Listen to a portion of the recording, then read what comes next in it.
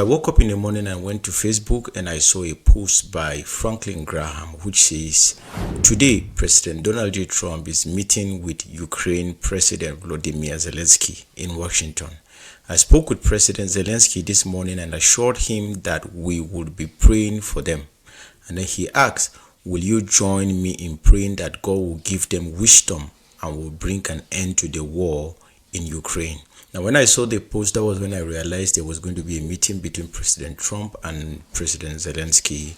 And obviously, Zelensky reached out to Franklin Graham. And for those who have been following, you know that Franklin Graham is like the pastor of America. He inherited that from his father, late Evangelist Billy Graham. And then he asked for prayers. Obviously, it looks like, okay, he was hoping and praying that the meeting is going to go successfully and it will be favorable to Ukraine and the people of Ukraine, you know, after all they have gone through. So I kept an eyes on the news to see how the meeting was going to go, because we have been following that for a while now and hoping that there is going to be peace. As a matter of fact, most of us supported President Trump because we felt when he comes there's going to be peace. He's going to bring an end to all that is happening in the world, all those crises, obviously, which he is committed to, you know, bringing that to pass. And what I saw in the meeting left me with I would say a mixed feeling. Let's watch first before I give my comment. Everybody has problems, even you, but you have nice ocean and don't feel now, but you will feel it in the future. God bless. You don't know that. God bless. You God bless. You will not have war. Don't tell us what we're going to feel. We're trying to solve a problem. Don't tell us what we're going to feel. I'm not telling you. Because you're in no position to dictate that. That's Remember exactly what you're in no position to dictate what we're going to. At this level, it looked as if President Trump called Zelensky a dictator, which he is trying to say he is not a dictator. Of course, knowing that before this meeting, President Trump already called Zelensky a dictator already. So this statement of you are not the one to dictate for us what we're supposed to do only kind of brought back memories of what he already said earlier by calling him a dictator. We're going to feel very good. Feel influence. We're going to feel very good and very strong. You will feel influence. You're right now not in a very good position. You've allowed yourself to be in a very bad position. Zelensky is kind of telling President Trump that now America may be safe, but if they allow this to continue to escalate, America is going to feel what they are feeling in times to come. Be right about From the very beginning of the war. You're not in a good position. You don't have the cards right now. With us, you start having cards. Right now, you don't. You're playing cards. You're playing cards. You're gambling with the lives of millions of people. You're gambling with World War III. You're gambling with World War III. And what you're doing is very disrespectful to the country, this country. Frankly, I don't know what to feel, you know. I kind of try to reason with President Zelensky as well. Now, his people have died trying to protect their territory, and from the things I saw in the news, it was said that most of the Ukrainians actually stayed back to fight because President Zelensky, although offered the chance to escape Ukraine when the war started, he decided to stay back. And that kind of gave his people the push and the morale to continue. So, you know, when President Donald Trump is saying he's gambling with the lives of people, you know, I'm having difficulty trying to make sense of how he's gambling with the life of his people, because it looks as if what is expected of him is just to surrender now. And from his point of view, I kind of look at it like he's feeling, after all we have gone through, the war, the fight, all the people that have give their life, you know, are we just going to just give it up so everything is just for nothing? I don't know, but that's what I'm thinking and I'm feeling. That's back to you. Far more than a lot of people said they should have. Have you said thank you once this entire meeting? No, in this entire meeting, have you said thank you? You went to Pennsylvania and campaigned for the opposition in October. Offer some words of appreciation for the United States of America and the president who's trying to save your country. Now, you know, it looks as if the impression being given is that President Zelensky is kind of feeling entitled instead of being grateful. He is just asking for more. And I think from the things I saw in the news, he said President Biden also expressed the same sentiment, as if Zelensky is not grateful for what has been done for him so far and he wanted more. And well, let's keep watching. Please, you think that if you will speak very loudly about the war, He's not speaking loudly. He's not speaking loudly. Your country's in big trouble. Can I Wait a minute. No. You've done a lot of talking. Your country is in big trouble. I know. You're not winning. You're not winning this. You have a damn good chance of coming out okay because of us. Mr. President, we are staying in our country, staying strong from the very beginning of the war. We've been alone, and we are thankful. I said thanks you haven't in been this alone. cabinet. You haven't been alone. In this cabinet. We gave you, through this stupid president, $350 billion. You voted we gave for you your military president. equipment, You and you voted men for are your brave, president. but they had to use our military. What about if you didn't have You our invited military me- equipment, You invited if me you to didn't speak. have our military equipment, this war would have been over in 2 weeks. In 3 okay? days, I heard it from Putin. In 3 days, this is something Maybe new. less. In 2 weeks, of course, yes. It's going to be a very hard thing to do business like this. I Again, tell you. just say thank you. I said a lot of times to American people. Accept that there are disagreements, and let's go litigate those disagreements rather than trying to fight it out in the American media when you're wrong. We know that you're wrong. But you see, I think it's good for the American people to see what's going on. I understand, sir. I think it's very important. No. Before we continue, I'm a Trump. I support Trump. Now, I support Trump for one chief reason alone, because I see that he pushes policies that are in line with the gospel. That is chiefly why I support Trump. Of course, he have his own weaknesses, and there are things I see that as a believer I look at it and I kind of like a believer is not supposed to act this way, but that doesn't annul the fact that most of the policies he stands for are in line with what Christianity or the gospel will have, endorsed. Not all do, but at least it's better than whatever we have coming from the other side of the equation. But at the same time, I personally kind of feel Trump has this,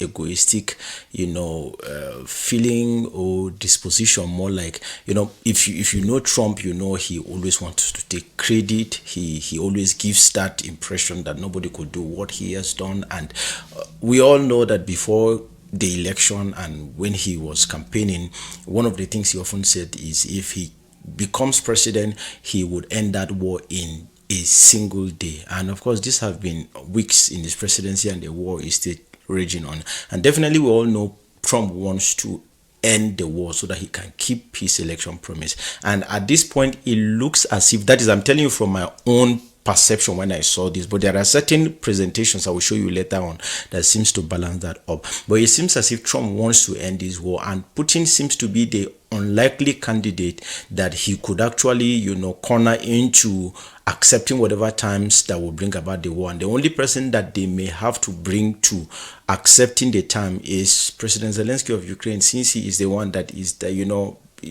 under them and they support him and all of that. So they probably kind of want him to just take whatever deal that is going to be there so that the war is going to end, that they will take the credit that they ended the war. And Zelensky is kind of saying that this is not how it works. My people have given up so much and you want us to just surrender. So what have we fought for? That is what I thought initially when I saw this. There are some videos I will show you later that seems to balance this stuff up, but let me not talk too much.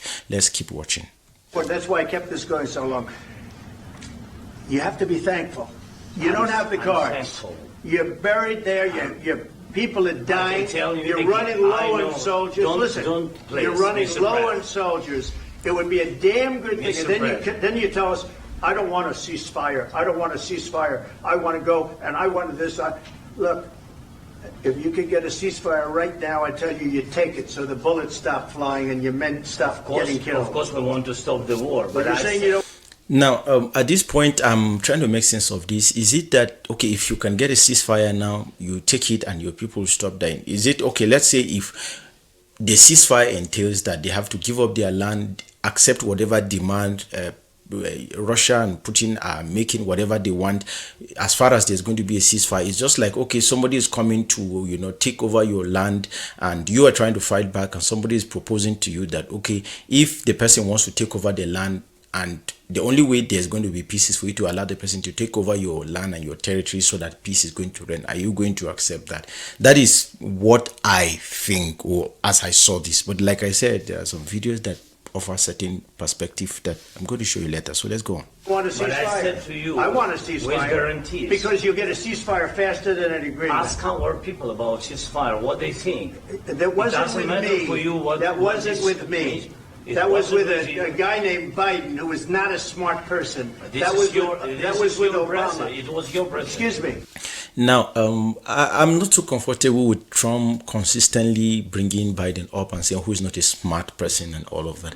I think Biden has withdrawn already. Trump has won. It is over. So let's just get over Biden and whatever it is and push to what it is. There's no point bringing and then see name calling and calling him. He's not a smart person. Personally, as a Christian, I don't feel that is necessary. But let's keep watching. That was with Obama, who gave you sheets, and I gave you javelins. Yes. I gave you the javelins to take out all those tanks. Obama gave you sheets. In fact, the statement is Obama gave sheets and Trump gave javelins. You got to be more thankful, because let me tell you, you don't have the cards. With us, you've got to be more thankful. It's not just a statement coming from Trump. I think even in the Biden administration, that was also demanded, or that was something the American people, the leadership said about Vladimir Zelensky. They kind of feel he's not thankful for what he has yet. So it's not just Trump's side of it. And I think after this showdown, I seem to see Zelensky in other videos, kind of trying to express gratitude to America. I think this balance some of those stuffs. But let's watch. You have the cards. But without us, you don't have any cards. One more question, Mr. Vice President. I'm sorry. It's going to be a tough deal to make because the attitudes have to change. What if Russia breaks ceasefire? What if Russia breaks peace talks? What do we do then? I understand that it's a heated conversation right now. What are you saying? She's asking, what if Russia breaks the ceasefire? What if anything? What if a bomb drops on your head right now? Okay? What if they broke it? I don't know. They broke it with Biden because Biden, they didn't respect him. They didn't respect Obama. They respect me. Let me tell you.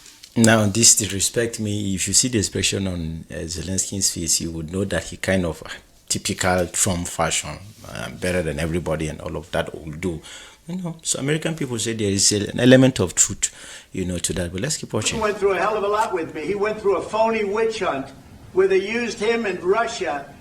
You ever hear of that deal? That was a phony Hunter Biden, Joe Biden scam. Hillary Clinton, Shifty Adam Schiff. It was a Democrat scam. And he had to go through that. And he did go through it. We didn't end up in a war. And he went through it. He was accused of all that stuff. He had nothing to do with it. It came out of Hunter Biden's bathroom. It came out of Hunter Biden's bedroom. It was disgusting. And then they said, oh, the laptop from hell was made by Russia. The 51 agents. The whole thing was a scam. And he had to put up with that. He was being accused of all that stuff. All I can say is this.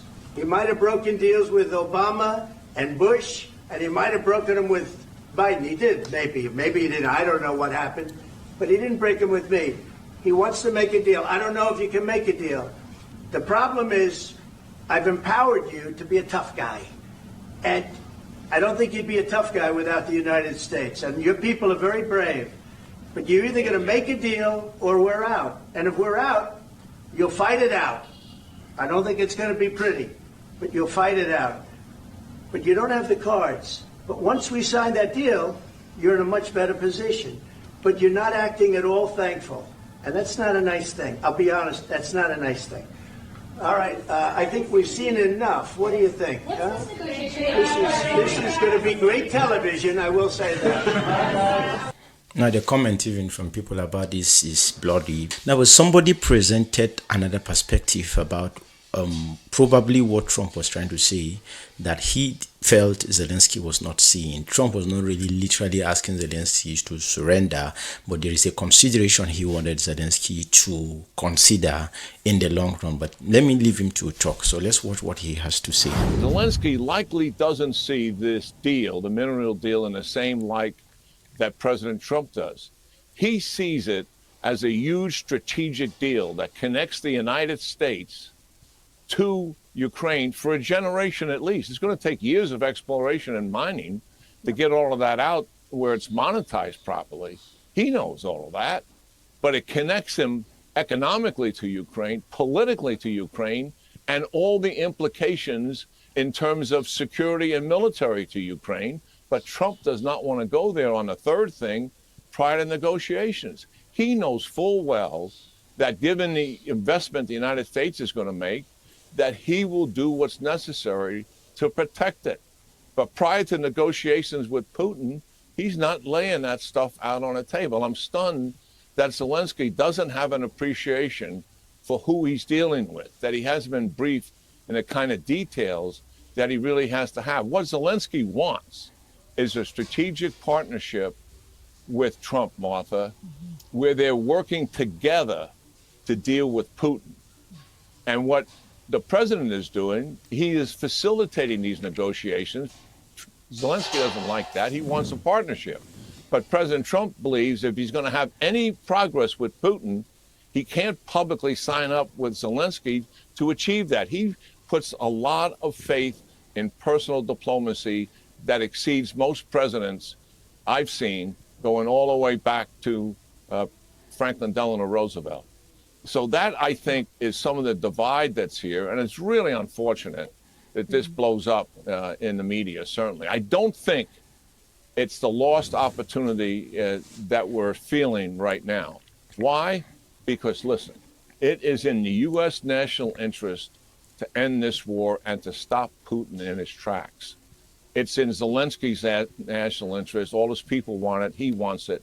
All his staff wants it as well. So I think this is recoverable, believe me. But to use a metaphor is obviously something Zelensky doesn't understand. Hold the cards was one that we saw clearly. The ball is really in his court. Yes. I mean, he has to make amends here. I think he's certainly capable. He seems to be stepping in that right direction. He's canceled some of the things he's supposed to do. And hopefully they get a plan together here to recover the relationship, and let's get on with signing the deal.